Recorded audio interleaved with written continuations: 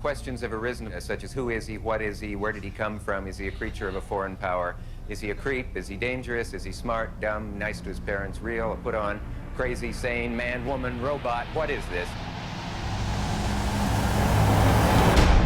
Man, firstly, wow. I think that is my first response to the film. It was like what I imagine would happen if aliens abducted humans, and this was some kind of like re-education, brainwashing technique to kind of introduce them to a more cosmic mind space.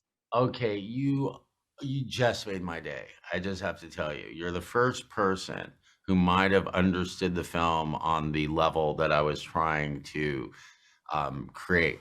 I'm going to share with you something. I don't think I've talked about this before, but when I was conceiving the film, I had two ideas that I wrote in my journal. One was that this entire film is a transmission being broadcast to a kind of drive-in Saturday on some distant planet where some other beings are watching the story of one of their own, like sort of like Star Wars, but like David's one of their type who went exploring. And the other idea I had was that if you took this film and buried it, and society blew itself up, and some other sentient beings came down to Earth and discovered it 10,000 years from now, they wouldn't know if this was a actual life, a fictional film, a documentary of a prophet, or one of their own who had visited Earth 10,000 years earlier and left this message for them. Yeah, like I get all of that. It's what you do in life that's important, not how much time you have, or what you wish you'd done. And so after your Cobain movie, which was amazing as well, like you said that film, wasn't about facts and stats.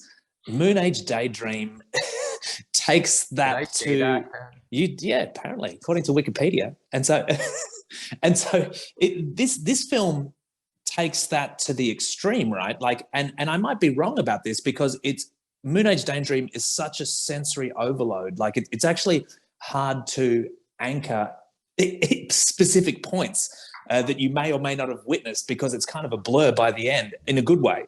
And so I can't be 100% sure, but to my memory, it doesn't seem that the film even acknowledges that Bowie is dead. And it kind of gives you the sense that his art transcends the idea of mortality. Well, was that the point? Yeah, but that's David's point in Black Star, the video. The song is that his spirit lifts up, but in the video, there's the scene where all of the worshippers gather, and there's a jewel encrusted skull that gets placed onto the back of one of the practitioners, and so the idea is that it gets past that, it's reincarnation, it's the idea gets carried forward by someone else, he's just the vessel. And so this isn't a biography of David Jones, it's a film about Bowie, and Bowie never died. You leave so much to the imagination as far as his creative process, but at the end of it, as a viewer, I feel like I have such a deep understanding of what fueled his creative process. You wouldn't have got that at all if I had filmed him in the studio with Nile Rodgers. I would have brought you no closer to understanding the secret of Bowie, because again, that's just information. Like someone asked me, how come you didn't mention Iggy Pop? And my response was, well, why would you need me to if you're asking the question that you know about David and Iggy Pop? So that's not what film's for. It's not for stuffing in information. You can't reduce 67 years to 2 hours and hit all the beats. That's not a film, that's a Wikipedia entry. I don't go to the cinema to learn. I go to have an experience. I almost go there not to learn. Success for me is keeping me in my seat for 2 hours and escapist entertainment. You know, like I'm into going to the movies and going on a journey. Um, I don't want to take notes, and I don't want um, to learn information. Facts to me don't belong in a cinema. Which isn't to say that I believe trying to achieve a cinema of truth. Mm. It's just, truth. Truth is, occurs when one hears or sees something that resonates with them, not based upon the origins of the material.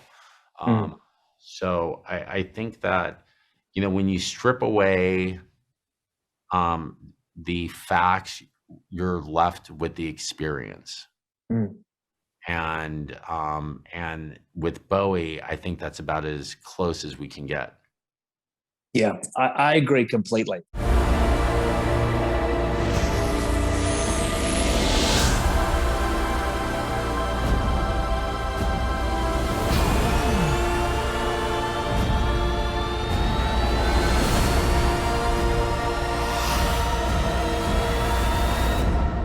And so, like, looking at how the film sort of unfolds, was it challenging from your perspective to incorporate Space Oddity, which occurred so early in his career, before some of the aspects that you dig into in the film had really formed later in his career? The use of Space Oddity in the film, maybe I haven't thought about it. No one's asked me about it, but I don't want to say it's one of my prouder achievements in the film, based upon where the film was beginning, which was Ziggy. If one knows the Wikipedia of David's life, then we've already passed Space Oddity, so it wasn't going to be right there. Space Oddity is a song that I always viewed as just purely kind of metaphorical. He's writing about these characters. It's not personal. I never thought of it as personal. I've just always read it as like this almost cartoon about this character named Major Tom. Coming out of the section about David's childhood, that song takes on a totally different meaning for me. And then to see David perform it by himself, totally stripped down, and I try to present that as if you don't know there's an audience, that he's just kind of in this void, which, that was from his 50th birthday party at Madison Square Garden. If you're doing a music doc or working in that space, this is sort of where you want to go, which is to take a song that we've heard countless times and experience it in a new light with new meaning. And so I felt that hearing that song in that moment was exactly where it needed to exist.